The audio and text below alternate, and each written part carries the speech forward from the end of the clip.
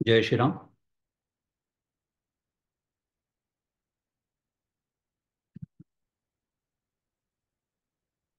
ज्ञानेश्वरी भावदर्शन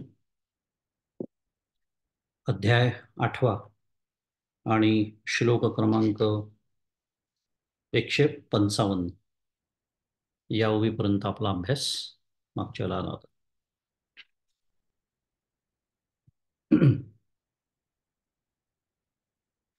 आपण साधारण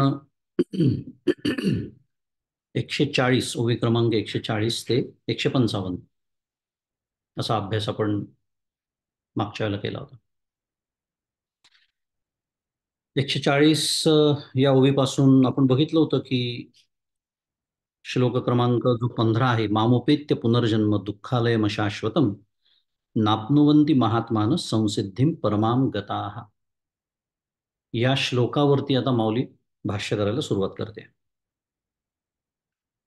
आणि दुःखालयम अशाश्वतम ही जी दोन विशेषणं वापरली,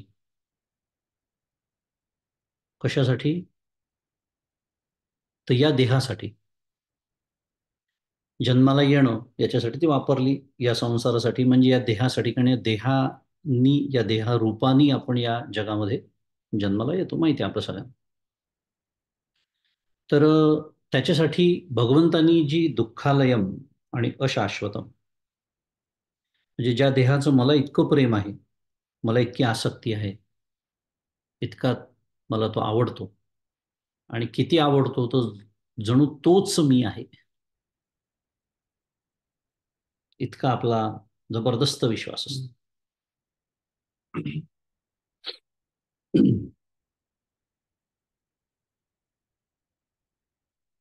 त्यामुळे मला हा इतका आवडणारा, इतकी माझी त्या देहावरती आसक्ती असणारा हा माझा देह, हे माझं शरीर, आणि भगवंत मात्र त्याचं वर्णन करतात आहे दुःखालय.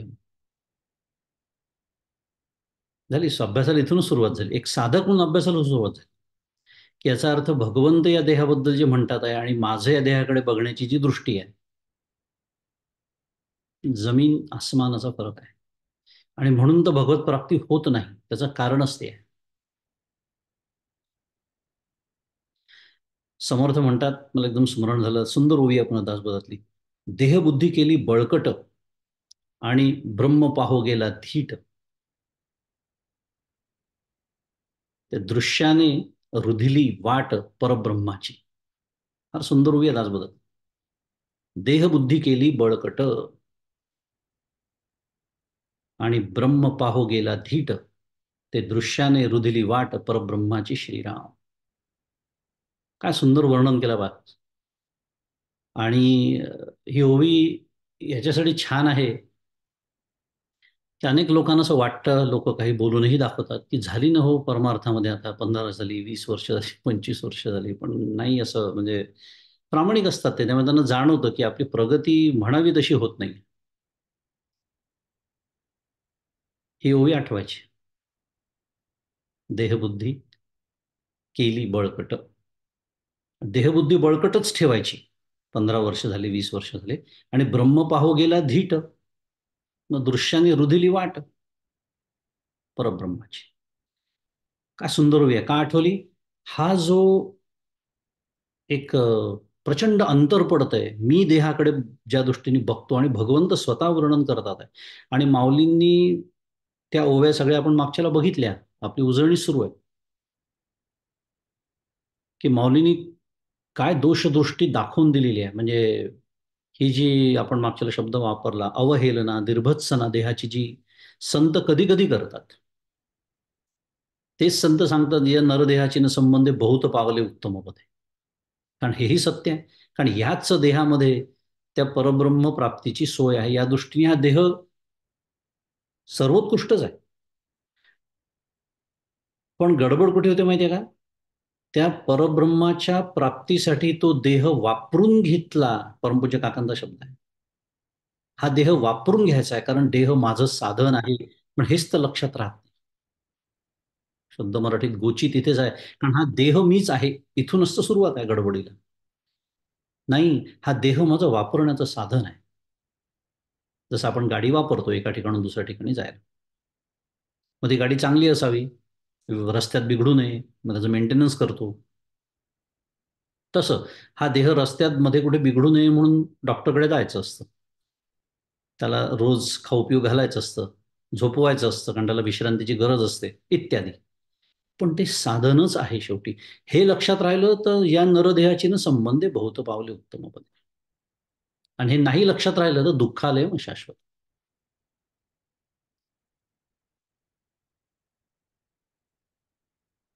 आणि मग झालं, वर्णन करून झालेलं आहे आपलं, उजळणीच करतोय आपण, की माऊलींनी पाच पंचरूपी पंचक्लेशरूपी झाडांची ती बाग कशी आहे, त्रिविध तापरूपी अग्नीची शेगडी कशी आहे, अविद्या अस्मिता रागद्वेष अभिनिवेश पंचक्लेश, आध्यात्मिक अधिभौतिक अधिदैविक, तीन तापांची शेगडी वगैरे सगळं वर्णनं जी संत आपल्यासाठी करतात ना, ते जे थोडंफार देहाबद्दल जे आपल्याला अति डोक्यावर भूत बसलेलं असतं, की जणू काही हा म्हणजेच मी, आणि मग याला नटवणे, सजवणे, रंगवणे, शक्य झालं तर दुरुस्ती करून घेणे, प्लास्टिक सर्जरी इत्यादी.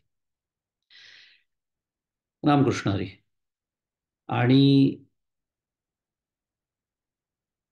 ते दुर्मतीचं मूळ आहे, कुकर्माचं फळ आहे.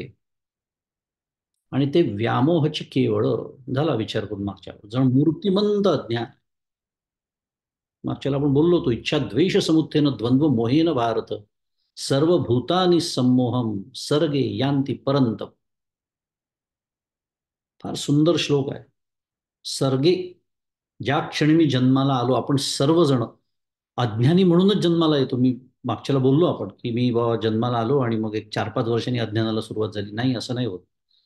मूर्तिमंत अज्ञान आपल्या रूपाने जन्माला येतं. कर्मविग्रह, भगवंत बोलतात आहे, इच्छा द्वेष समुत्थेनं, त्या इच्छा आणि द्वेषातूनच निर्माण होतो तो काय, द्वंद्व मोह नावाचा जो पुत्र.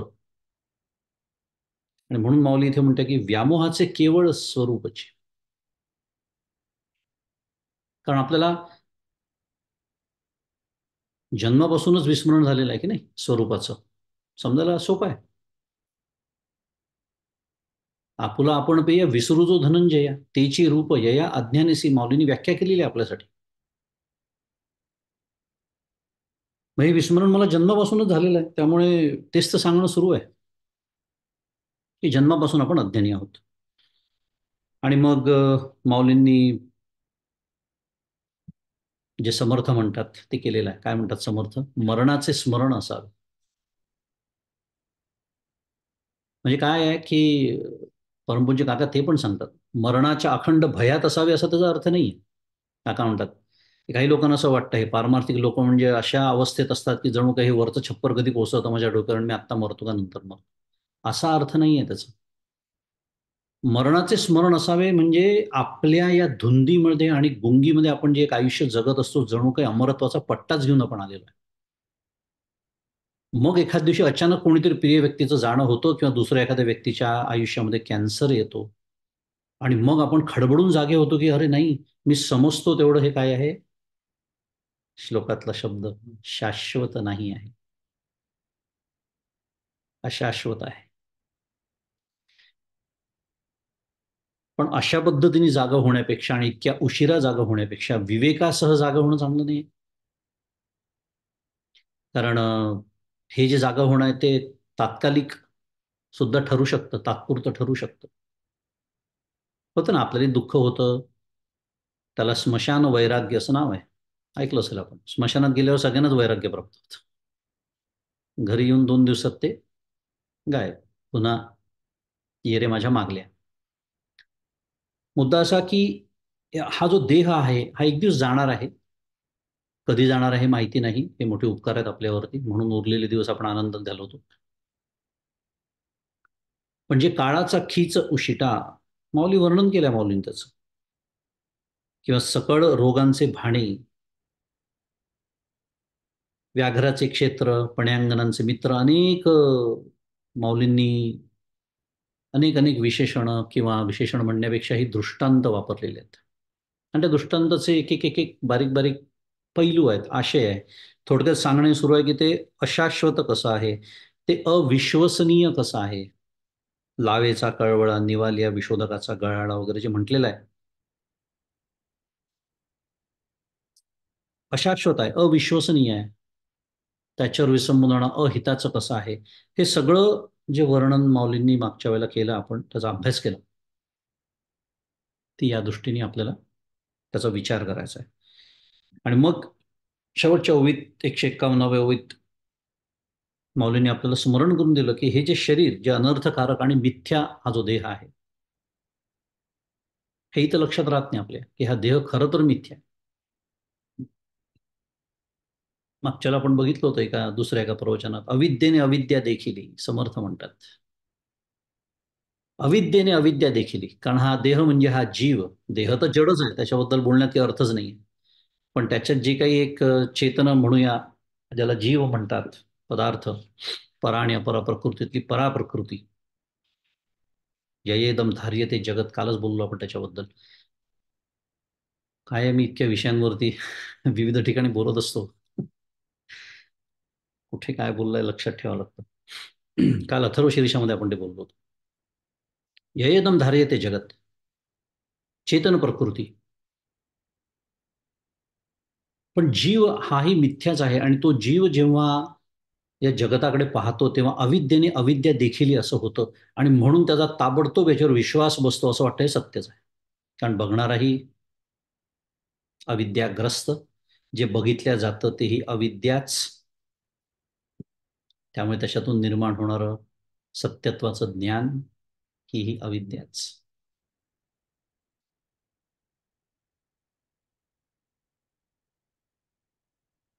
मिथ्या, मिथ्या शब्दावरनं सुरू होतं आपलं, की हे देह मिथ्या सुद्धा आहे. आणि विवेक चूडामणीमध्ये सुद्धा अभ्यास करताना आपण हे बघितलं की स्वप्न बघत असताना जरी आपल्याला स्वप्न सत्य वाटत असलं, तरी जाग आल्यानंतर आपल्याला कळतं. आणि काय गंमत आहे की 153 क्रमांकाची ओवी पुढच्या श्लोकावरच्या ओवीमध्ये माऊलींनी हाच दृष्टांत वापरलाय. काय, ना तरी चेल या नंतरे न बुडीजे स्वप्नाची नि महापुरे. स्वप्नात महापूर आला, स्वप्न पडलं, महापूर आलेला आहे, एखादं वादळ आलंय, प्रचंड पाणी सगळीचकडे. पण जसं स्वप्नातील पाण्याच्या महापुराने मनुष्य बुडत नाही, हे जागं झाल्यानंतर कळतं. हा दृष्टांत आहे बरं का. प्रत्यक्षात महापूर आला तर बुडणारच आहे. पण जसं स्वप्नातले अनुभव आपण घेत असताना ते आपल्याला घेत असताना सत्यच वाटतात, पण जागा आल्यावर कळतं की ते अरे मिथ्या होते. पण घेताना सत्य वाटतात की नाही, अगदी त्याप्रमाणे जागृतीतले अनुभव सुरू असताना सत्यच वाटतात. कारण मला अजून ज्ञानाची जाग यायची आहे. पण ती येईल तेव्हा येईल, पण एक आज साधक म्हणून, आज निदान बुद्धीच्या पातळीवरती मी एवढं तर निश्चित करू शकतो काय, की येणारे जे अनुभव आहे या देहाच्या माध्यमातून जागृतीतले, हे मिथ्या आहे. हे अनुभव काळी घडत असताना, माझा अपमान होत असताना, आता लक्षात आलं मला काय म्हणायचं. मला अपयश मिळत असताना मी मुद्दामून नकारात्मक गोष्टींचा जास्त उल्लेख करतोय. होकारात्मकही यश मिळाल्यावर तेच लक्षात ठेवावं लागतं. कारण मग सुखे संतोषा न यावे, दुःखे विषादा न भजावे, लाभालाभ न नावे मना माझी. हे माऊली का म्हणते ते कळतं आपल्याला. एक साधक म्हणून पॉवर पॅक्ट, मी सांगतो ना, इतकं अखंड साधना अभिमुख परमार्थ परमपूज्य काकांचा आग्रहच राहिलेला. नाही तर काय, ते ज्ञानेश्वरी अध्याय झाला, अध्याय संपला, त्याला अर्थ नाही. काय घ्यायचं आहे आपल्याला त्याच्यातून एक साधक म्हणून, कसं आपल्या आयुष्यामध्ये, आपल्या वर्तणुकीमध्ये दुरुस्ती करत जायचं आहे रोजच्या पातळीवरती. की या जागृतीतल्या अनुभवांनी मी जेवढा आधी विकारी होत होतो 5 वर्षापूर्वी, 10 वर्षापूर्वी, निदान तेवढा आज होत नाही आहे. एवढी तर प्रगती असावी का नाही एक साधक म्हणून. नाही तर आपल्याला साधक म्हणून घेण्याचा अधिकारच काय.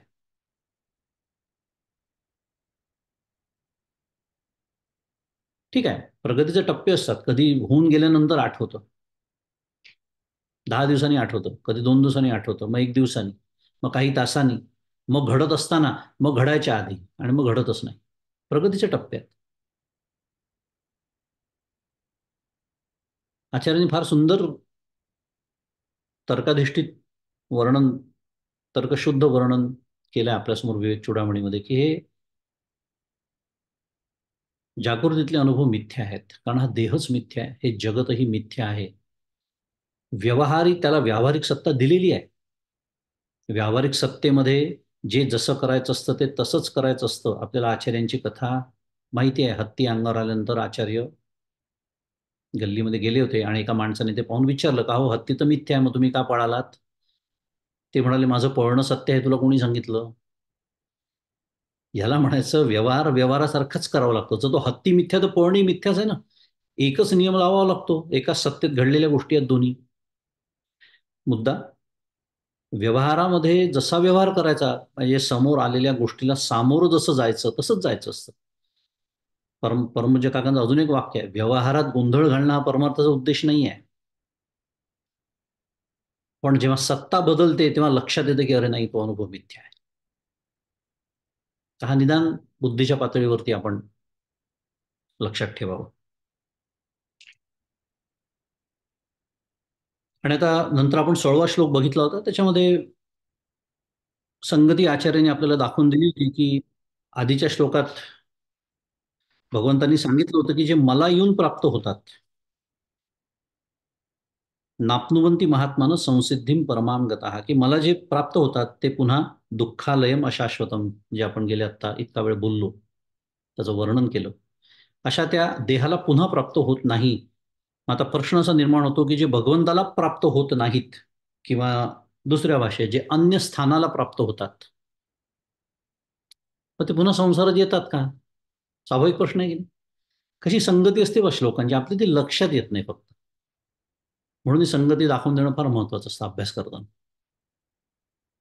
मग त्याचंच वर्णन आता भगवंतांनी 16व्या अध्यायात केलं होतं, की आ ब्रह्म भुवनान लोकः पुनरावर्तिनोर्जुन, आ ब्रह्म भुवनान लोकः पुनरावर्तिनोर्जुन मामुपेत्य तू कोणतेय पुनर्जन्म न विद्यते. हा श्लोक आणि त्याच्यावरच्या ओव्या, याचा अभ्यास झालेला आहे आपला मागच्या वेळी. की अर्जुनाने सांगितलं, की अरे अर्जुना, ब्रह्मलोकापर्यंत जे लोक आहेत, एकदम अंतिम लोक सांगून टाकलं बस.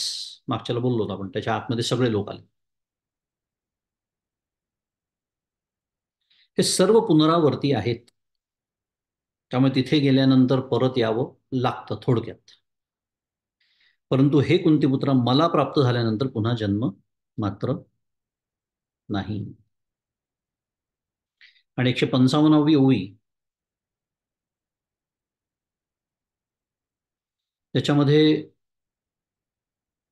शेवटची ओवी आपल्या मागच्या वेळेच्या अभ्यासातली, त्याच्यामध्ये माऊलींनी इथे जे प्रजापती किंवा ब्रह्मदेव किंवा ब्रह्मदेवाचा जो लोक, ब्रह्मलोक किंवा त्याला सत्यलोक असं म्हणतात, आपण मागच्याला अभ्यास केला होता, तर त्याचा काळ किती मोठा असतो हे दाखवून दिले या 155व्या ओवीमध्ये. की आपल्याला माहिती आहे, की 4 प्रहर दिवसातले, त्या पूर्ण प्रहरभर सुद्धा इंद्राचं आयुष्य पुरत नाही. तर किती, तर एका दिवसातून एकसारख्या 14 इंद्रांच्या पंक्ती उठून जातात. आणि ब्रह्मदेवाच्या कालमानाने 15 मुहूर्तांचा प्रहर म्हणा, आता मुहूर्तांचं गणित मांडलं तर 15 मुहूर्त असतात. त्यामुळे एका इंद्राच्या वाट्याला किती आयुष्य येतं, तर 1 मुहूर्त, 25 कला, 21 काष्ठा आणि 12 निमिष, ते गणित दिलेलं आहे. आपल्याला गणिताशी फारसं घेणं देणं नाही, आपल्याला समजून एवढंच घ्यायचं आहे, मतिता अर्थ एवढाच घ्यायचा आहे, की 1 पॉईंट समथिंग शुद्ध मराठीत, एकापेक्षा थोडं जास्त, एवढंच प्रहर एका इंद्राच्या आयुष्याच्या, म्हणजे किंवा इंद्राच्या वाट्याला येतो. म्हणून तसे 14 इंद्र 15 मुहूर्तामध्ये होऊन जातात ब्रह्मदेवाचे. इंद्र, देवांचा राजा, अखंड अमृत पिणारा, ज्याचं वर्णन आपल्याला वाचायला फार आवडतं पुराणामध्ये, इत्यादी. थोडक्यामध्ये भगवंतानी भगवद्गीतेत तर सांगितलेलं आहेच, त्याच्याही खूप आधीपासून आपल्या वेदांपासून काय सांगतात आपल्याला, टाइम इज रिलेटिव्ह. फक्त या भाषेत न सांगितल्यामुळे आपल्याला आईन्स्टाईन जन्माला यावं लागलं आपल्याला सांगण्यासाठी. आणि मग त्यांनी पहिल्यांदा सांगितलं असं आपली श्रद्धा बसते मग त्याच्यावर. इथली इतकी वर्ष म्हणजे तिथला एक दिवस हे काय सांगणं सुरू आहे. Time is not absolute, time is relative. आणि याची गणित आहेत, मोठमोठाली गणित आहेत. त्या गणितात आपल्याला जायचं नाही आहे, पण एक दोन विषय येणारच आहेत पुढे आपल्या त्या श्लोकाच्या निमित्ताने. आता पुढचा श्लोक जो आजच्या अभ्यासाकडे वळायचं म्हटल्यानंतर 17वा जो श्लोक आहे त्याच्यामध्ये आपण बघितलं की आत्ताच विचार केला की ब्रह्मलोकासहित समस्त लोक हे पुनरावर्ती आहेत असं भगवंतांनी सांगितलं. आता ते कोणत्या कारणाने आहेत, पुढचा प्रश्न आला की इतका मोठा काळ आहे ब्रह्मदेवाचा एका दिवसाचा, आणि ते सगळं वर्णन आता येणारच आहे आपल्या समोर.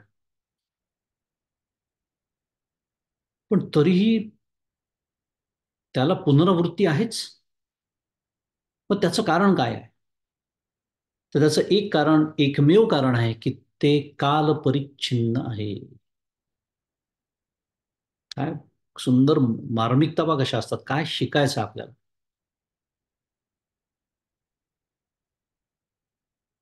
म्हणजे ते म्हणतात ना, असं काय गल्लीत क्रिकेट खेळता, एकदम सचिन तेंडुलकर सारखा खेळा किंवा ऑलिम्पिक्समध्ये घ्या गोल्ड मेडल. तसं या इतर सगळ्या कितीही तुम्ही आयुष्य वाढवून मिळालं तरी मिळून मिळून किती मिळणार आहे. प्रचंड मोठी गणित आपल्या समोर आहे. तेवढं जरी मिळालं तरी पुनरावृत्ती टळणारच नाही. मग कशाला यांच्या मागे लागायचं. फक्त एक भगवंत गोपाल कृष्ण. कारण भगवंत म्हणतात आहे की मला प्राप्त झाल्यानंतर मात्र पुन्हा जन्म नाही. थोडक्यात निष्काम उपासना करावी, सकाम नाही. कारण काय आहे, सकाम उपासनेचं जे फळ आहे ते काय आहे, नाशिवंत आहे, दुःखालयम अशाश्वतम. तर ते कालाने परिच्छिन्न आहे. कितीही दीर्घकाल असलं, मग ते कालाने परिच्छिन्न कसं आहे, पुढचा प्रश्न आला. किंवा कालाने परिच्छिन्न आहे असं तुम्ही म्हणता म्हणजे काय. श्लोक क्रमांक 17 आजच्या अभ्यासाचा विषय वाचतो. सहस्रयुग पर्यंत महर्यत ब्रह्मणो विदु रात्रिम युग सहस्रांताम तेहो रात्रविदो जनाः. चालीत वाचलं. आता आपण त्याचा पदच्छेद समजून घेण्यासाठी वाचू. सहस्त्रयुग पर्यंत महर्यत ब्रह्मणो विदुः रात्रिम युग सहस्त्रांताम तेहो रात्रविदो जनाः, असा श्लोक. आणि त्याचा पदच्छेद होतो सहस्त्र युग पर्यंतम अहह यत ब्रह्मण विदुः.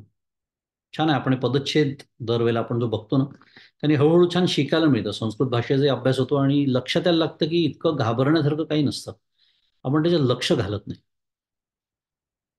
त्याचा संधी विग्रह करून घेतला. शब्दांचे अर्थ, आपण भाग्यवान आहोत की आपण मराठी आहोत, त्यामुळे बऱ्यापैकी शब्दांचे अर्थ खरं सुद्धा माहिती असतात आपल्याला. पण संस्कृतले मधलेच बरेचसे शब्द मराठीत आहेत.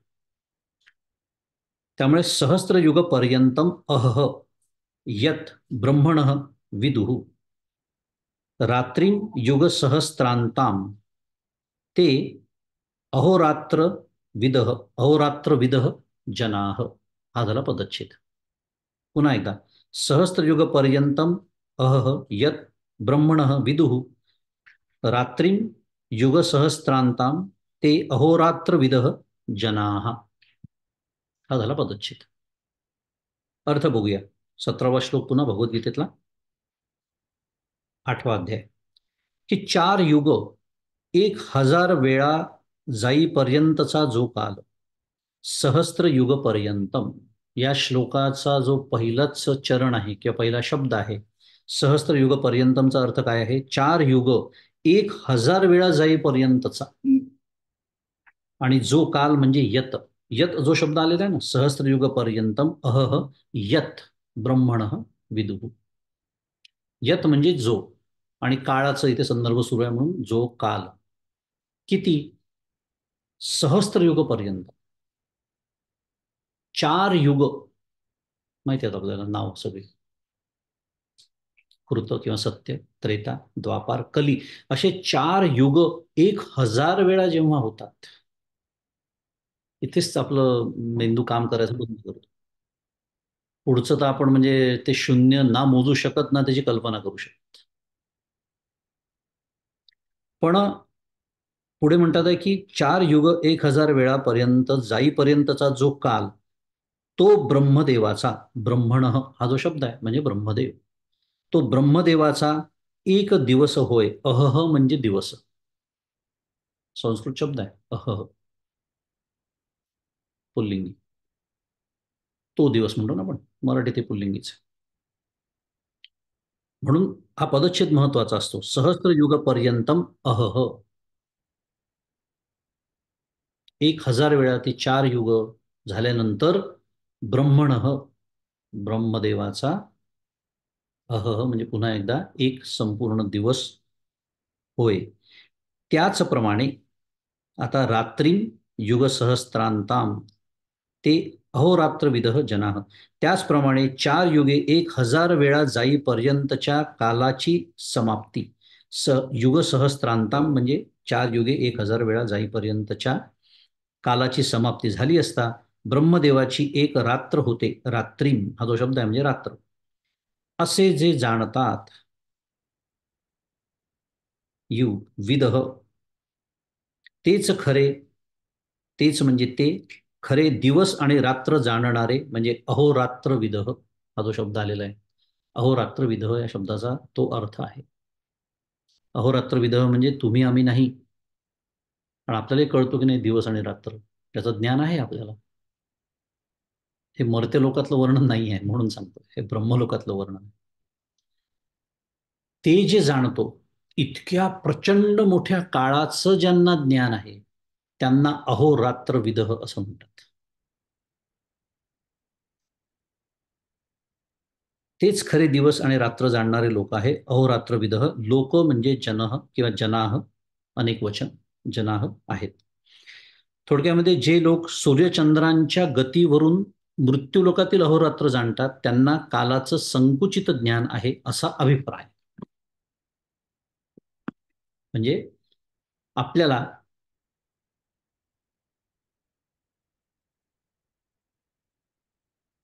भलेही आपण चंद्रावर गेलो, मंगळावर गेलो,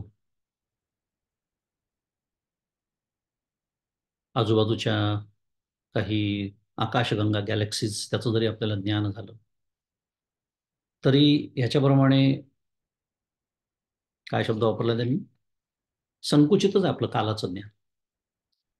कारण कल्पना करू शकतो आपण की 4 युग सहस्त्र वेळेला झाल्यानंतर ब्रह्मदेवाचा एक दिवस, आणि असंच पुन्हा एकदा झालं की त्याची एक रात्र. आता ब्रह्मदेवाचं आयुष्य किती हा पुढचा प्रश्न आला, तो वेगळाच अजून विषय आहे. येणार आहे पुढे आपल्या त्या दिवसात काय होतं आणि रात्रीत काय होतं, हा जो प्रचंड मोठा काळ आहे. कारण आपल्याकडे गणित दिलेली आहेत, कलियुगाचा काळ किती, द्वापार युगाचा किती, उलट जर गेलो तर त्रेता किती आणि सत्ययुग किती, तो काळ वाढत जातो कारण साधारण चौपटीमध्ये येत होतो. आणि असं 1000 वेळा म्हणजे किती शून्य आता ठेवत जायचे पुढे, आणि असा त्याचा एक दिवस. आणि हे प्रत्यक्ष भगवंत सांगतात आहे भगवद्गीतेमध्ये. हे कोण सांगू शकतो माहिती आहे? जो स्वतः कालत्रयातीत आहे. येणारच आहे पुढे सगळा विषय, तेच चिंतनाचा विषय आहे तो. आपण काळाने बंदिस्त आहोत, देश काल परिच्छिन्न आपण आहोत, कारण स्वतःला जीव समजतो ना आपण. आणि जीव हा नेहमी देश काल, देश म्हणजे स्पेस, काल म्हणजे टाइम. असं स्पेस अँड टाइम वगैरे म्हणलं की वाटतं हां something is going on, something serious is going on. इतकी आपली मानसिक गुलामगिरी झालेली आहे आपली. त्यांचे शब्द वापरले की आपल्याला असं वाटतं काहीतरी गंभीर चाललंय. Something rooted in reality. Well this is reality. त्यामुळे असं जे जाणतात त्यांना अहोरात्र विदह, अहोरात्र विदह म्हणजे कालसंख्या विदह, असा आचार्याने दुसरा शब्द त्याला एक दिलेला आहे. कालसंख्या ज्यांना कळते, म्हणजे थोडक्यात ज्यांना हे प्रत्यक्ष ज्ञान आहे की या मर्त्य लोकातले इतकी युग झाल्यानंतर इकडे ब्रह्मदेवाचा एक दिवस होतो आहे, हे प्रत्यक्ष ज्ञान ज्यांना आहे. आणि पुढे आचार्य म्हणतात की यत एवं कालपरिच्छिन्न ते अतः पुनरावर्तिनो लोक. म्हणजे मगाशी आपण जे बोललो की इतका प्रचंड काळ जिथे आहे तरी सुद्धा ते शेवटी कालाने परिच्छिन्न ते सर्व लोक हे पुनरावृत्तीवाले आहेत. म्हणजे ब्रह्मलोकाचं वर्णन असो का अजून ब्रह्मलोकाच्या आधीचे जे लोक आहेत, जी गंधर्व, यक्ष, किन्नर, विद्याधर, इंद्र इत्यादी, त्यांची तर गणती म्हणजे त्यांचा तर विचारच केलेला नाही आहे. कारण सगळ्यात मोठं जे काम आहे त्याच्याबद्दल बोलणं चालू आहे. पण ते सुद्धा कितीही आपण जसं म्हणालो शून्य तरी मोजता येतं का नाही? मोजता येतं की नाही? त्याला तुम्ही बिलियन म्हणा, ट्रिलियन म्हणा, काय कोटी, दशकोटी, खर्व, निखर्व वगैरे सगळं जे आपल्याकडे दिलेले आहेत शब्द, शेवटी मोजता येतं की नाही? आणि जे मोजता येतं त्याला म्हणायचं शुद्ध मराठीत फायनाईट. आणि त्याला आत्ताच्या संदर्भात शब्द आहे काल परिच्छिन्न. म्हणजे आता आपल्या घरात ते डास किंवा माशीसारखे कीटक येतात, त्यांचं आयुष्य अत्यंत अल्पायुषी असे ते कीटक म्हणूया आपण. तिथपासून तर ब्रह्मलोकातले जे जीव आहेत इथपर्यंत व्यापक उडी मारलेली आहे, क्वांटम लीप. पण ते डास असो की ती माशी असो का ते ब्रह्मलोकातले जीव असो, हे दोन्हीही कालपरिच्छिन्नच आहेत, कालाने मर्यादित आहेत. हे भगवंत आपल्याला सांगतात.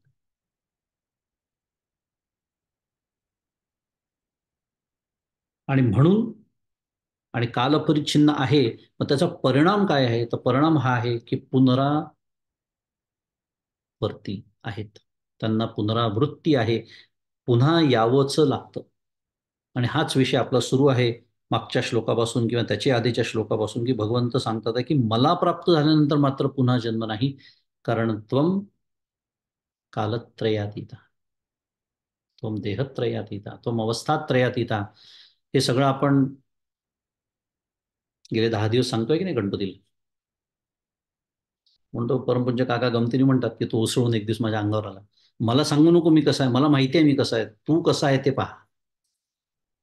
पण मी प्रामाणिकपणे 25-30 वर्ष आवर्तन करून साधीने दगडूशेठ गणपतीच्या समोर बसून अखंड त्याला सांगत असतो की तो कसा आहे किंवा तू कसा आहेस. पण ते त्वम आहे ना. तो हसत असतो मनातल्या मनात. पण तो मला जे माहिती आहे तेच मला हे सांगतात आहे, पण ते स्वतः कसे आहेत किंवा मी कालत्रयातीत कसा होईन, म्हणजेच त्या ब्रह्मरूप गणपतीशी मी कसा एकरूप होईन, इथे भगवान गोपालकृष्णाशी मी कसा एकरूप होईन याचा विचारच नाही.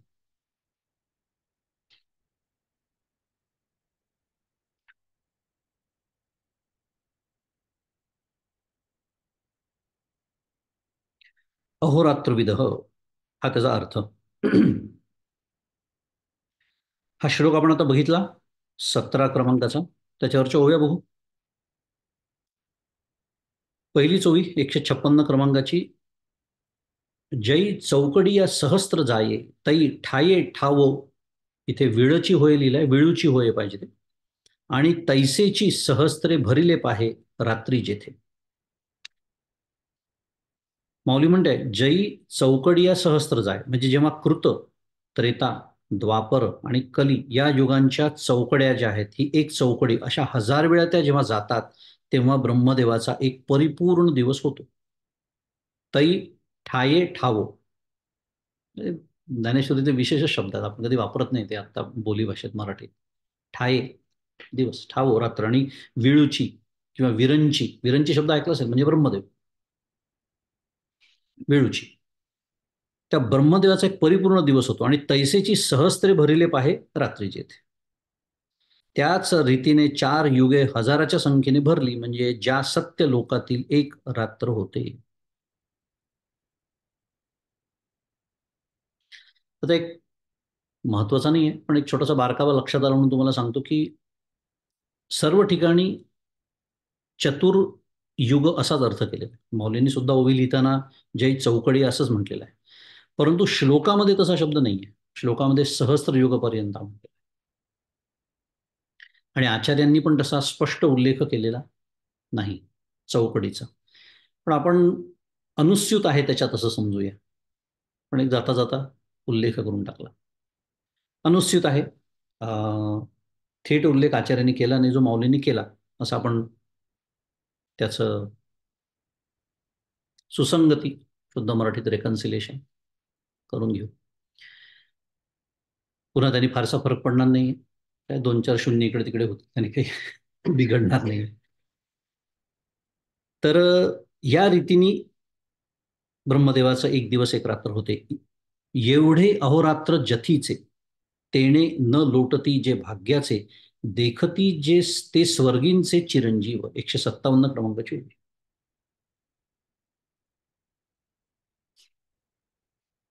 काय म्हणतात त्या माऊली? एवढे अहोरात्र जथीचे. सारांश ज्या लोकातील अहोरात्र.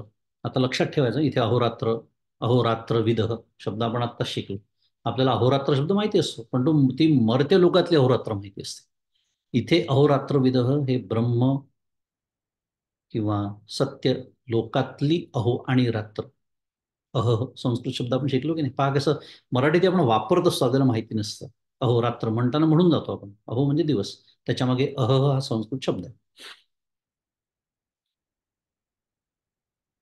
सारांश ज्या लोकातील अहोरात्र एवढे मोठे आहेत आणि आश्चर्य असे की एवढ्या त्या कालानेही ज्या भगवंताचे आयुष्य नष्ट होत नाही, ते स्वर्गातील मार्कंडेय आणि व्यास इत्यादी चिरंजीव हे ब्रह्मदेवाचे अहोरात्र पाहू शकतात. मग आपण जे शिकलो की नाही, अहोरात्र विदह. कोण आहेत हे अहोरात्र विदह? येतो ना मनामध्ये प्रश्न. कोणाला ज्ञान आहे हे? नावं दिलेली आहेत.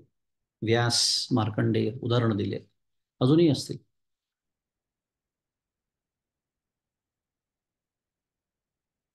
आणि साधं गणित आहे, की अहोरात्र विदह जे ते असतील, त्याचा अर्थ त्यांचं आयुष्य, साधं गणित आहे अगदी, की ब्रह्मदेवाच्या एका दिवसापेक्षा आणि एका रात्रीपेक्षा जास्त असलंच पाहिजे ना, त्यांना ज्ञान कसं होईल?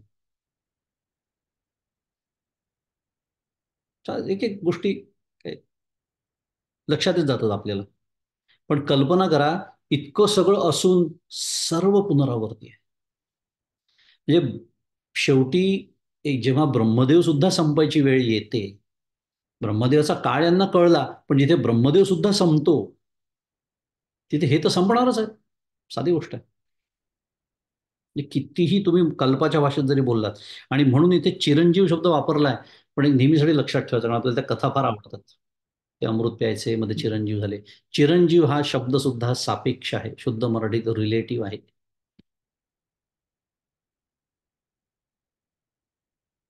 कारण म्हणून तर हे सगळं, कारण काळ निर्माण झालं ना, space and time got created. आजचं आधुनिक विज्ञान तेच सांगते आपल्याला.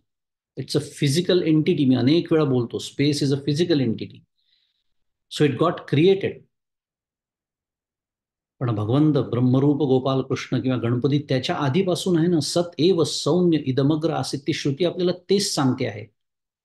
आणि म्हणून जो कालातीत आहे त्यालाच संपूर्ण कालाचं ज्ञान असू शकतं.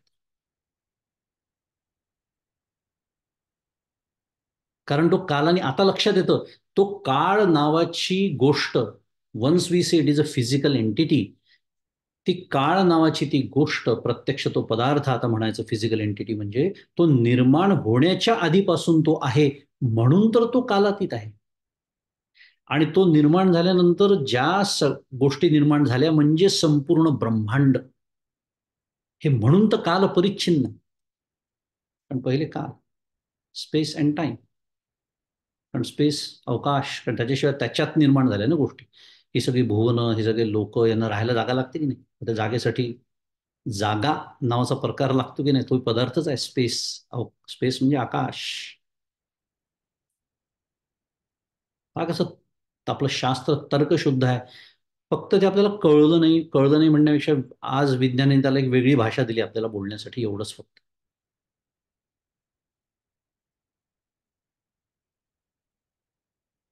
चिरंजीव सापेक्ष शब्द आहे.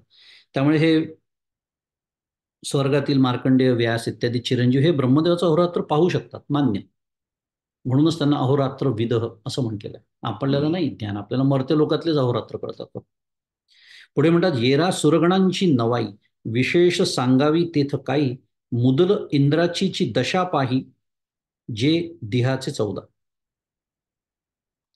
म्हणतात आहे की या दीर्घायुष्याच्या विषयात इतर देवांचे विशेष आश्चर्य सांगावेसे काय आहे. कारण स्वर्गात राहून अमृत पिऊनही देव चिरंजीव नाहीत.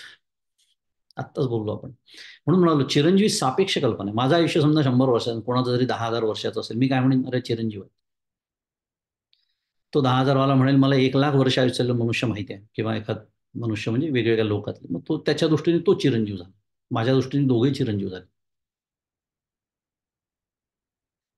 त्यामुळे स्वर्गात राहून अमृत पिऊनही देव चिरंजीव नाहीत. मुळात देवराज इंद्राचीच दशा पहा, की ब्रह्मदेवाच्या एका दिवसात 14 इंद्र जन्मनाश पावतात.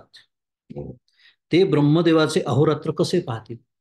मगाशी आपण हिशोब मांडला तो. एका इंद्राच्या वाट्याला किती येत आहे, 1 पॉईंट समथिंग. काय हिशोब दिला होता आपल्याला, एक मुहूर्त, 25 कला, 21 काष्ठ आणि 12 निमिष. आणि 15 मुहूर्तांचा एक दिवस असतो. असे 14 इंद्र एका दिवसात ब्रह्मदेवाच्या होऊन जातात. ज्या इंद्राला आपण समजतो चिरंजीव आहे, कारण तो अमृत पितो, देवांचा राजा आहे. Time is relative. काल सापेक्षच ठरतात या सगळ्या गोष्टी, काल परिच्छिन्न ठरतात.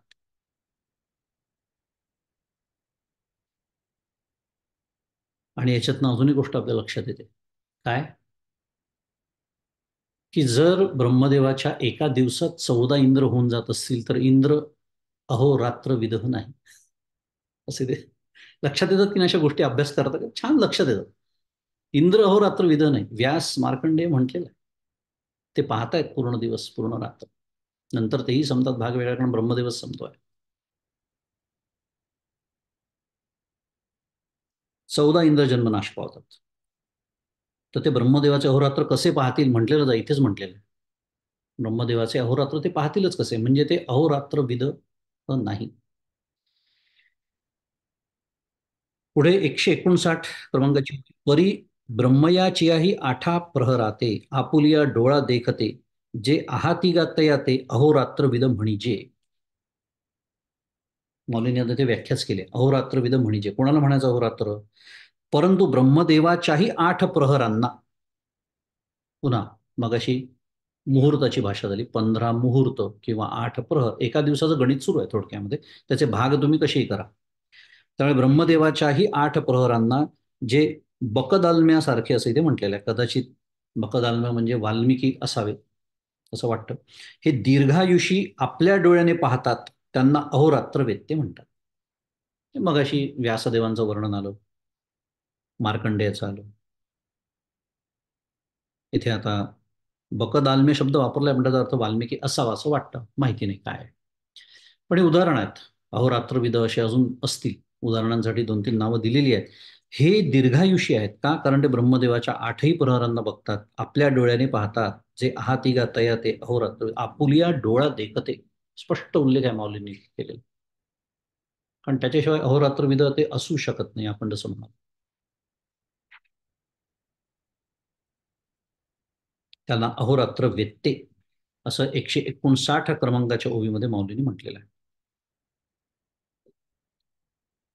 आता मगाशी मी जसं म्हणालो, की आपल्याला आत्तापर्यंत आपण काय पाहिलं, पुन्हा एक थोडस स्मरण करून देण्यासाठी, विषय काय सुरू आहे आपला. एक 2-3 श्लोक जर मागे गेलो आपण, भगवंत म्हणाले की मला जे येऊन मिळतं त्यांना पुनरावृत्ती नाही, हा विषय सुरू आहे. तर प्रश्न निर्माण झाला की मग जे भगवंताला जाऊन न मिळता अजून दुसऱ्या कुठल्या इतर लोकांना जातात, त्याची मोठी यादी आहे त्या लोकांची, काही नावं मी मगाशी बोललो. मग त्यांचं काय होतं, किंवा त्यांना पुनरावृत्ती आहे का, असा प्रश्न निर्माण होतो. मग त्याचं उत्तर भगवंतांनी दिलं, हो. आणि म्हणून त्याचं उदाहरण म्हणून थेट ब्रह्मलोकाचं वर्णन केलं, की मधले सोडूनच द्या तुम्ही सगळे, त्यांच्याबद्दल बोलण्याची गरजच नाही. सर्वात व्यापक, म्हणजे कालानी व्यापक, तरी सुद्धा कालपरिच्छिन्न जर काही असेल तर ब्रह्मदेवाचं ब्रह्मलोक.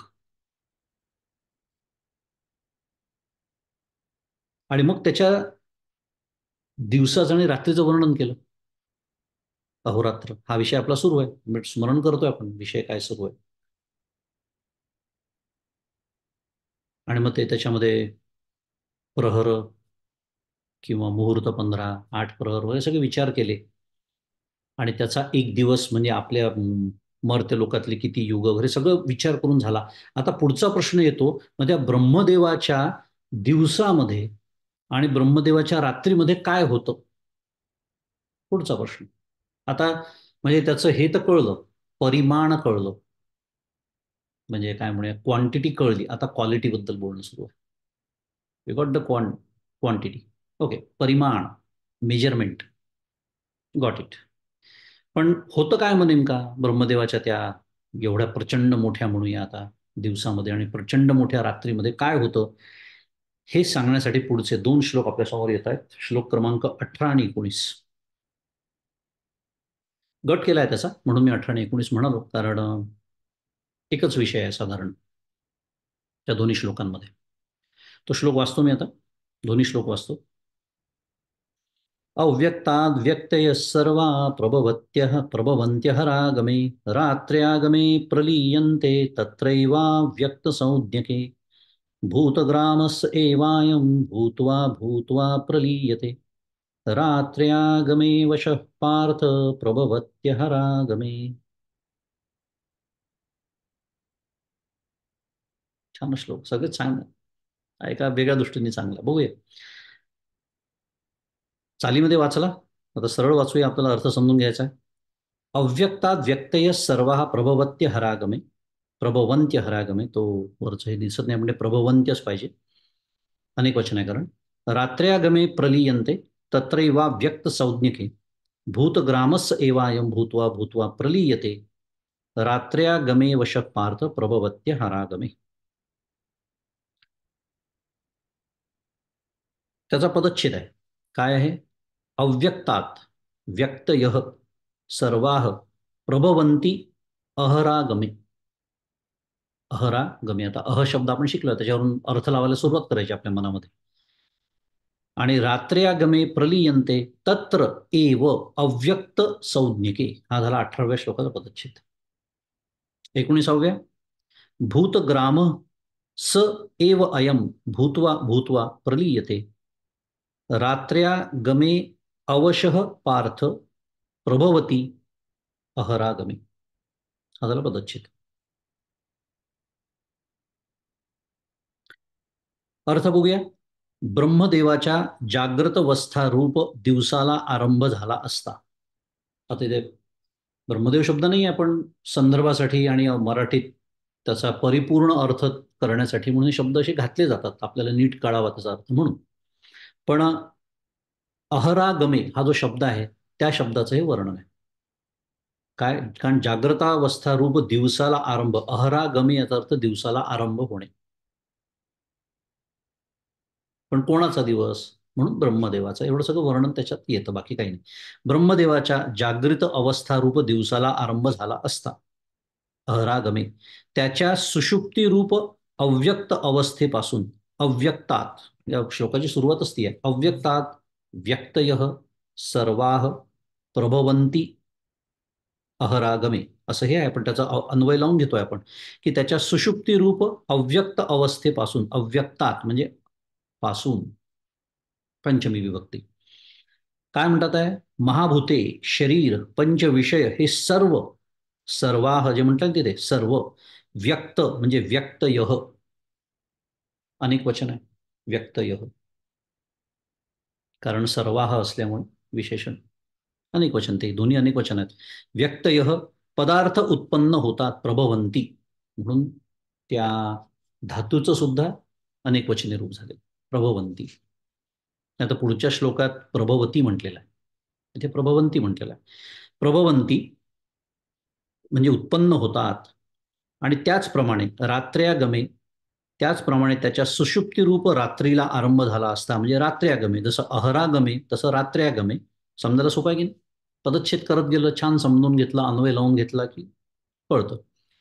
त्याच, तत्र एव, त्याच, अव्यक्त म्हणजे अव्यक्त नावाच्या, म्हणजे अव्यक्त नावाच्या म्हणजे संज्ञके अवस्थेत ते लीन होतात, म्हणजे प्रलीयन्ते.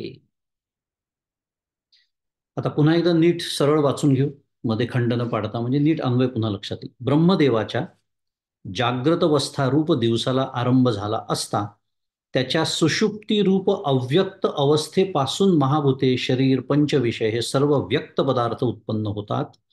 त्याचप्रमाणे त्याच्या सुषुप्ती रूप रात्रीला आरंभ झाला असता त्याच अव्यक्त नावाच्या अवस्थेमध्ये ते लीन होतात. ते लीन म्हणजे हे जे निर्माण झालेले सगळे पदार्थ आहेत ते लीन होतात. हा या श्लोकाचा अर्थ. पुढे म्हटलंय भूतग्रामस एवायम भूत्वा भूत्वा प्रलीयते. हा जो श्लोक पाहिला त्याचा अर्थ बघूया. आणि रात्र्या गमे अवश पार्थ. पार्थ म्हणजे हे अर्जुना, तोच हा स एव अयम. इथे जे आलेलं आहे ना शब्द भूतग्राम स एव अयम, हे सह एव अयम या तीनही शब्दांचा अर्थ आता कसा अभ्यास करताना याला अभ्यास म्हणतात बरं का. हे ऐकतानाच आणि वाचतानाच लक्षात आलं पाहिजे की इतकं शुद्ध मराठीत एम्फोसाइज का करतात आहे. स एव अयम तीन तीन शब्द वापरतात आहे. हे त्याला काहीतरी महत्व असलं पाहिजे, आहे ना, त्यातच विचार करणार होता. स एव अयम की तोच हा, दुसरा कुठला नव्हे, तोच हा अर्जुना, तोच हा भूत समुदाय पुनः पुन्हा उत्पन्न होऊन भूतग्राम, असा जो शब्द आला ना भूतग्रामस एवाय, भूतग्रामस एवायम भूत्वा भूत्वा प्रलीयते असा श्लोक आहे. तर भूतग्राम याचा अर्थ भूत समुदाय आणि भूत्वा भूत्वा म्हणजे पुनः पुन्हा उत्पन्न होऊन. ब्रह्मदेवाची रात्र झाली असता रात्र्या गमे काय होतं, कर्मपराधीनतेमुळे अवशः हा जो शब्द आलेला आहे ना रात्र्या गमे अवशः म्हणजे कर्मपराधीनतेमुळे तो काय होतो, लय पावतो म्हणजे प्रलीयते. आणि दिवस आला असता म्हणजे पुन्हा अहरागमे पुन्हा उत्पन्न होतो म्हणजे प्रभवती.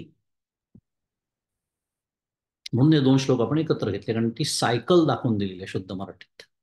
ते वर्तुळाकार भूतवा भूतवा दोन वेळा शब्द वापरलाय. पुन्हा सरळ वाचतो मी म्हणजे छान लक्षात येईल.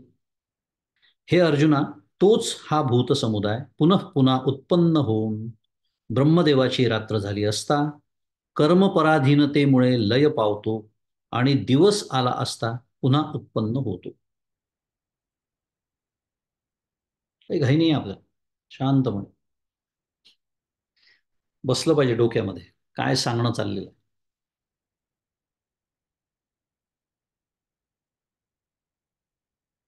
ब्रह्मदेवाची जेव्हा जागृत अवस्था येते, मगाशी म्हणून मी थोडंसं तुम्हाला मागे नेलं, पुन्हा हरवून जातो ना आपण या सगळ्या वर्णनामध्ये. आणि इतक्या सगळ्या बंद खिडक्या पाहून सगळ्यांचीच रात्र सुरू झाली आहे असं मला एक शुद्ध मराठीत फील येतोय, कारण इतकं सगळं डोक्याला झिंझिण्या आणणारं सगळं वर्णन असेल. पण तरी आपण जेवढं शक्य आहे तेवढं सोपं करून समजून घ्यायचा प्रयत्न करतोय. तर पुन्हा एकदा आपला विषय काय सुरू आहे की काय नेमकं होतं ब्रह्मदेवाचा दिवस आणि ब्रह्मदेवाची रात्र याच्यात काय होतं. किंवा त्याला दिवस मुळात म्हटलंच का, किंवा दिवस का होतो आरंभ आणि रात्री का आरंभ होते, हे सांगणं सुरू आहे. अगदी एकातून एक छान विषय असा उलगडत जातोय भगवद्गीतेमध्ये. खूप सुंदर संगती आहे या सर्व श्लोकांची. आणि हा जो एक गट आहे त्याचं आधीच्या गटांची मी आधीच संगती लावून दाखवलेली होती, तुम्हाला आठवत असेलच की प्रयाणकाले मनसा चलेन तिथून जे सुरुवात झालेलं आहे. काय होतं प्रयाणकाली, कशी कडी आहे बरं का त्याच साखळीतला हा विषय आहे. असो, तर ब्रह्मदेवाच्या दिवसाला आरंभ झाला असता त्याच्या सुषुप्ती रूप अव्यक्त अवस्थेपासून. कारण एक लक्षात आलो आपल्या की ब्रह्मदेवाचा जेव्हा दिवस सुरू होतो तेव्हा साध्या भाषेत बोलूया आपण आता, या विश्वाच्या उत्पत्तीला सुरुवात होते. उलट बोललं तरी चालेल, या विश्वाची उत्पत्ती म्हणजे ब्रह्मदेवाच्या दिवसाचा आरंभ.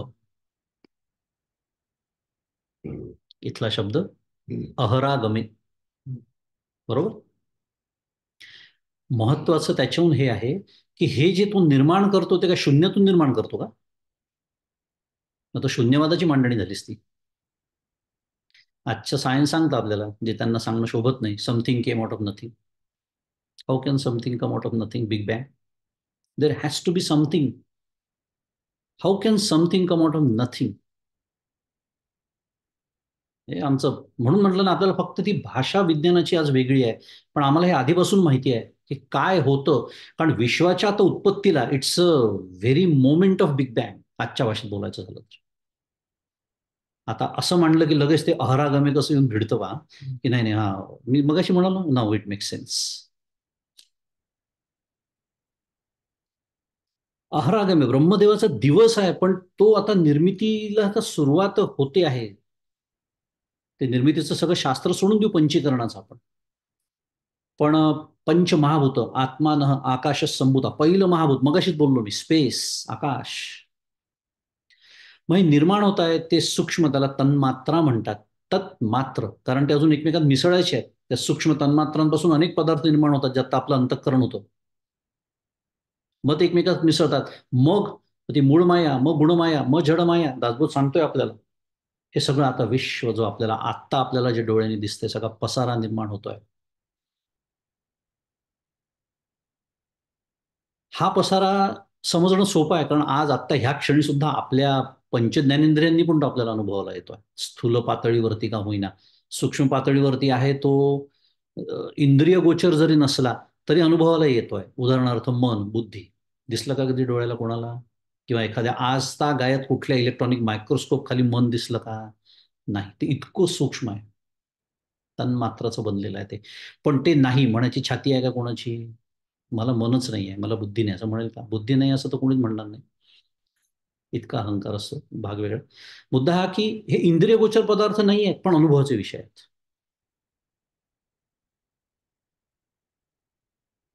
त्यामुळे हे समजून घेणं कठीण नाही आहे. पण मुद्दा काय आहे महत्वाचा? ब्रह्मदेव हे जेव्हा निर्माण करतो, तेव्हा तो असं ते जादूच्या याच्यातनं काढून दाखवतात ते जादूगार, ते सुद्धा काहीतरी आहे म्हणूनच काढू शकतात, तिने विचार केला. आपलं ते हातचलाखी म्हणतात, आपल्या लक्षात येत नाही. आपल्याला असं वाटतं की अरे आपल्याला दाखवलं तेव्हा रिकामं होतं, आता त्यातनं कबूतर कसं काय निघालं. ते होतच. बोलता बोलता छान दृष्टांत आला समोर. ते होतच, आपल्याला दिसलं नाही म्हणून ती जादू वाटते. तसंच अगदी हेच सांगणं सुरू आहे. अरे हे जे जीव निर्माण केले की नाही, हे होतेच. हे होतेच. कुठे होते? त्याच्या सुषुप्ती रूप अव्यक्त अवस्थेमध्ये होते.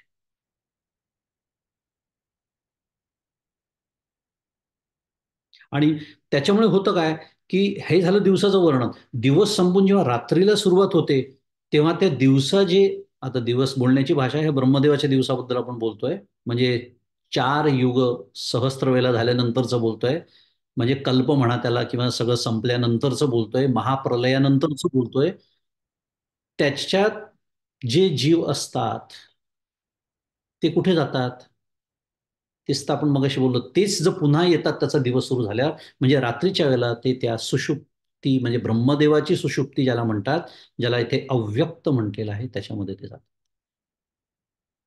आणि म्हणून मी मगाशी म्हणालो की पुढच्या श्लोकामध्ये स सह एव अयम हा शब्द का महत्वाचा आहे, की अरे तोच भूत समुदाय पुन्हा पुन्हा उत्पन्न होतो, भूतवा भूतवा प्रलिंग.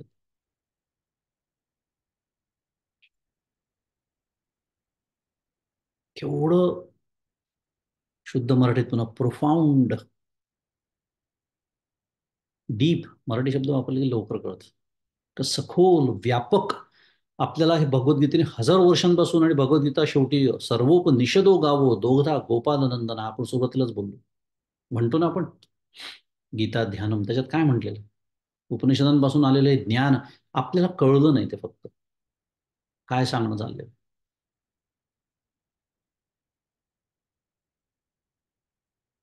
त्यामुळे सह एव अयम, की तोच तोच भूत समुदाय जो ब्रह्मदेवाच्या जागृत आणि सुषुप्तीची भाषा सुरू आहे, पण त्याची सुषुप्ती म्हणजे अव्यक्त नावाचा जो पदार्थ आहे,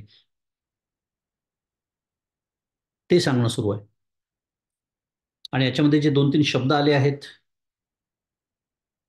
ते बघूया,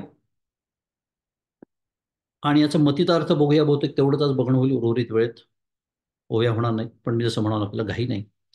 अहरागमः असा शब्द आलेला आहे, संस्कृत शब्द आहे अहरागमः. शिकलो आपण, दिवसाची सुरुवात. त्याला अन्न आगमः असा त्याचा काय म्हणूया व्युत्पत्ती होते. अन्न आगमः. आणि अन्न म्हणजे अहचं हे षष्ठी रूप आहे. अहह म्हणजे दिवस. आणि तिथे काय शब्द आला आहे? दिवसाचा आरंभ आला ना, चा म्हणजे षष्ठी झाली. चाचीचे मराठीतले आपण शिकतो. त्यामुळे अन्न म्हणजे अहह शब्दाचं षष्ठी रूप, आणि अन्न आगम म्हणजे अहरागम. दिवसाचा आरंभ काल, आगम आपल्याला माहिती आहे, आगम म्हणजे आगमन झालं, आपण म्हणतो की नाही मराठीत, आले, आरंभ झाला, सुरुवात झाली, इत्यादी, आरंभ. आणि अहरागमे म्हणजे ब्रह्मण प्रबोधकाले, आचार्य म्हणतात आहे की अहरागमे म्हणजे इथे दिवसाची सुरुवात, जे मी आत्ता विवेचन केलं याचा अर्थ सांगणं सुरू आहे, की ब्रह्मण प्रबोधकाले म्हणजे ब्रह्मदेवाच्या प्रबोध काळात, म्हणजे ब्रह्मदेवाच्या जागृतावस्थेमध्ये, म्हणजे ब्रह्मदेवाच्या दिवसाचा आरंभ झाल्यानंतर. सांगणं एकच गोष्ट सुरू आहे, आपण छान समजून घेतोय, आचार्य भाष्य सुद्धा बघतोय. आणि मी नेहमीच सांगतो, संतांना शरण जावंच लागतं. कालच अथर्वशीर्षाच्या याच्यात मी बोललो होतो की आपल्या बुद्धीच्या गाढवावर बसून फिरायला जाऊ नये. माझ्या सद्गुरूंचं वाक्य आहे. आपली बुद्धी गहाण ठेवावी कुठे? संतांच्या, सद्गुरूंच्या, ईश्वराच्या पायी गहाण ठेवावी. कारण आपली बुद्धी ही रजोगुणाची बुद्धी असते. कितीही आपण हुशार असलो, व्यवहारामध्ये कितीही हुशार असलो, कितीही, तरी ती रजोगुणी बुद्धी असते. आत्ताचा शब्द वापरून घेतो, कालपरिच्छिन्न असते. हे ज्ञान आहे ना, हे कालपरिच्छिन्न ज्ञान नाहीये. आणि म्हणून काकांचं एक छान वाक्य मला खूप आवडतं. जेव्हा असे आपल्या बुद्धीच्या गाढवावर बसून फिरायला निघालेले लोक दिसतात ना, तेव्हा मला ते वाक्य काकांचं नेहमी आठवतं. व्हॉट्सअपवर आपल्याला असे खूप भेटत असतात. काकांचं एक वाक्य आहे की आपल्या ह्या सर्व संतांनी हे जे ज्ञान आहे भगवद्गीतेतलं, उपनिषदातलं, त्याचा एक प्रवाह निर्माण करून दिलेला आहे आपल्याला. त्याच्यात शांतपणे स्वतःला झोकून द्यावं, असं ते काकांचं वाक्य आहे. थोडक्यात साध्या भाषेत बोलतो, आपला शहाणपणा दाखवू नाही. आपल्या बुद्धीला तीन मितींच्या पलीकडची सुद्धा कल्पना करता येत नाही. Three dimensions we can understand, X Y Z axis. चौथा लावला तर बुद्धी गडबडायला होते, गोंधळायला होते की चौथा ऍक्सिस म्हणजे काय असेल. कारण I always say this, what in human brain is an interface. Interface for what? To experience, to interface with the world. पण it is an interface after all.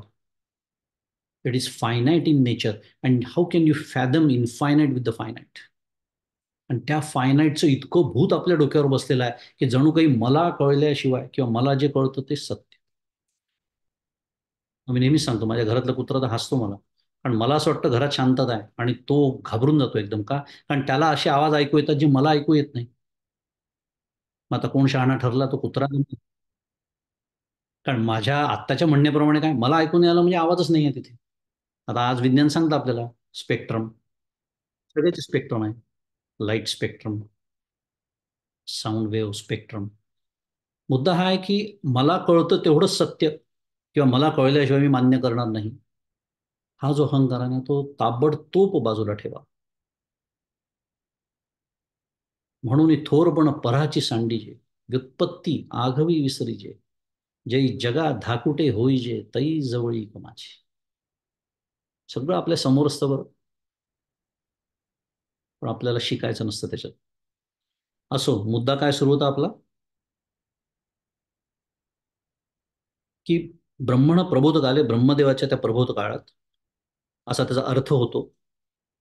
अव्यक्त प्रजापते हे स्वापावस्था, आचार्य म्हणतात आहेत. म्हणजे विषय कशावर निघाला, संतांना शरण का जावं, आणि त्याचं स्पष्टीकरण मी देणार आहे. संतांना शरण का जावं, आज आता वेळ नसेल तर पुढच्या वेळेला देईल. कारण हा श्लोक भगवंतांनी, म्हणजे गंमत पहा कशी आहे, 18 आणि 19 विचार केला ना तर विषय तोच आहे. इथे एक एक शब्द आपल्याला माहिती आहे की एखादी रचना, संस्कृत रचना जेव्हा केली जाते, तेव्हा किती ती संक्षिप्त आणि अशी घट्ट रचना असते, कॉम्पॅक्ट अँड कन्साइज, की त्या अर्थाला धक्का न लावता एखादा शब्द जर कमी करता आला त्याच्यातला, तर म्हणे पुत्रजन्माचं, म्हणजे पुत्र जन्माला घातल्याचा आनंद त्या कवीला होतो असं म्हणतात. म्हणजे त्या काळच्या व्हायच्या, आजकालच्या कवींच्या बद्दल नाही बोलणं सुरू. जाऊ दे, विनोद आठवला तर त्याच्यावर नंतर सांगेन एखाद्या वेळेस. तर असं असताना तोच विषय भगवंतांनी 2 श्लोकात का सांगावा, असा विचार माझ्या मनात आला होता. का बरं सांगावं? अव्यक्ताद् व्यक्त सर्व प्रभवत्यहरागमे रात्र्यागमे प्रलियन्ते तत्रैवा व्यक्त संज्ञके, हे एकदा सांगून झालं. मग पुन्हा भूतग्राम सेवायम भूत्वा भूत्वा प्रलियते, पुन्हा रात्र्यागमे वश पार्थ प्रभवत्यहरागमे. दोनदा सांगतात आहे भगवंताचा अर्थ काहीतरी भगवंतांना सांगायचं आहे. मग हे म्हणून तर संतांना शरण का जावं लागतं, माझा विषय तो सुरू होता. माऊलींचे, आचार्यांचे चरण का धरावे लागतात? कारण भगवंतांना काय म्हणायचं आहे तेच सांगू शकतात, कारण ते भगवत रूप झाले. आत्ताच्या भाषेत बोलू, त्यांची बुद्धी काल परिच्छिन्न नाही. अजून शास्त्रीय भाषेत बोलू, हे जे ज्ञान माऊली आणि आपल्याला आचार्य देतात आहेत, हे कोणत्या बुद्धीतून आलेलं आहे? ऋतंभरा प्रज्ञा. ऋतंभरा, ऋत म्हणजे सत्य, सत्याने भारलेली ती प्रज्ञा आहे. म्हणजे सत्य जी वस्तू आहे, जी आता पुन्हा काळाच्या पलीकडची आहे, त्याचा अनुभव घेतलेले आहेत म्हणून ऋतंभरा. म्हणून तर अपौरुषेय ठरतात वेद. जाऊ द्या, खूप वेगळा विषय सुरू होईल. पण अव्यक्त म्हणजे प्रजापते स्वापावस्था, म्हणजे ब्रह्मदेवाची निद्रावस्था, त्याला इथे अव्यक्त म्हटलंय, किंवा अव्यक्त या शब्दाचा अर्थ या संदर्भात हा आहे. फार महत्वाचा आहे. गोंधळायला होतं कधी कधी, अभ्यास करणारे लोक असतात ना, त्यांच्याही लक्षात येतं. कारण अव्यक्त शब्दाचा अजून अर्थ आहेत, आणि पुढच्या श्लोकामध्ये तो अर्थ आपल्या समोर येणार आहे. म्हणून आता स्पष्ट करून टाकतो, या श्लोकांच्या संदर्भामध्ये अव्यक्त याचा अर्थ प्रजापते हे स्वापावस्था, म्हणजे ब्रह्मदेवाची निद्रावस्था, ब्रह्मदेवाची सुषुप्ती, किंवा ते तत्व, अव्यक्त नावाचं तत्व जे ब्रह्माच्या अधिष्ठानावरती राहतं, त्याच्यामध्ये सर्व जे जीव मुक्त झाले नाहीत, ते सर्व जीव बीज रूपाने राहतात. ज्या तत्वामध्ये, त्या तत्वाला अव्यक्त म्हणतात, आणि तो अर्थ इथे अभिप्रेत आहे.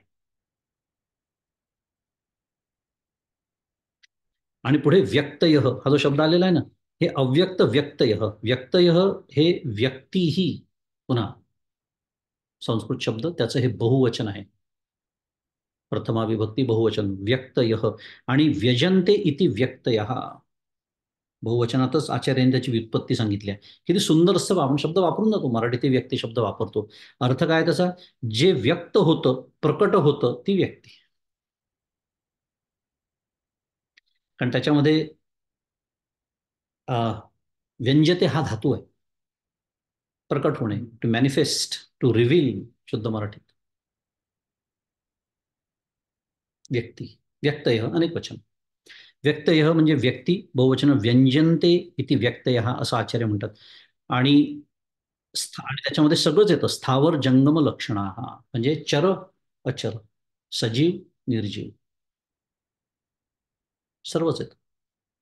आणि सर्वांना काय केलं? येदम धार्यते जगत, एतद्योनी भूतानी मस्थान इत्युपधारय. 7वा अध्याय भगवंत सांगतात आहेत, माझ्या परा आणि अपरा प्रकृती, कसं सगळं छान, एव्हरीथिंग फॉल्स इन प्लेस. मी नेहमीच सांगतो, एकदा कळायला लागलं ना छान, विचारांचा विकास होतो. परमपूज्य काकांचा शब्द आहे, पण विकास होतो, व्हायला पाहिजे एक साधक म्हणून. व्यक्तय, आपण या सगळ्या शब्दांचं पुन्हा एकदा अर्थ पाहिल्यानंतर सुद्धा थोडंसं मागे गेलो का? कारण अहरागम म्हणजे काय, अव्यक्त म्हणजे काय, व्यक्तय म्हणजे काय, हे सगळं आपण आचार्यांचं भाष्य तेही बघितलं. म्हणजे आपलं काय म्हणूया, विचारांची दिशा चुकत नाही. आणि मी जसं म्हणालो होतो की हे 2 वेळा भगवंत सांगतात आहे, याचा अर्थ काहीतरी त्याच्या पाठीमागे भगवंतांचा उद्देश असला पाहिजे, त्याचा मतितार्थ काहीतरी असला पाहिजे, भगवंताचा भाव काय आहे, का म्हणून हे सांगतात आहे. हे हे वर्णन झालं, म्हणजे दिस इज द व्हॉट. आपण जे आत्ता सगळं बोललो ना, इतके काय, जे काही इतका वेळ चाललाय आपला अभ्यास, म्हणजे त्याला जर पुन्हा टायटल द्यायचं झालं तर it can be clubbed under what. But why is it being said? तो व्हॉट कळला, पण व्हाय कळण्यासाठी पुढच्या शुक्रवारी या अभ्यासाला, कारण आपली वेळ झालेली आहे. मला वाटलं होतं आज वेळ वेळ वेळ वेळ मिळेल आपल्याला, की भगवंताचा जो भाव आहे तो काय आहे हे आचार्य आपल्याला सांगतात आहेत. पण आज आपली वेळ संपली आहे, तर आपण इथे पुढच्या वेळेला आपण हा विषय घेऊया. आणि आज इथे थांबूया आणि आजचं हे सर्व चिंतन सद्गुरूंच्या चरणी अर्पण करू आणि इथे आपल्या अभ्यासाला विराम देऊया. श्री सद्गुरुनाथ महाराज की जय. जय जय रघुवीर समर्थ. 159 या ओवीपर्यंत आपला अभ्यास आलेला आहे आणि 18 आणि 19 श्लोक आपण बघितले.